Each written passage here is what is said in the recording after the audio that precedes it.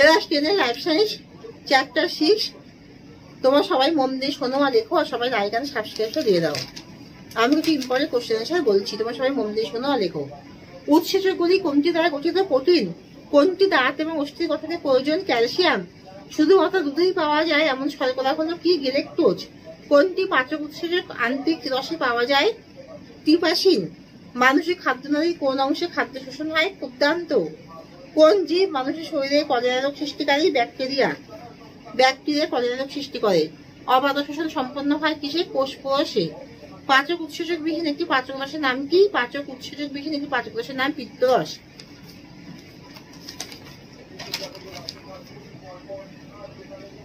প্রাণীর পুষ্টি কি হয়? পরিপোষিত হয়। কোনটি এক প্রকার অন্ধ পরজীবী?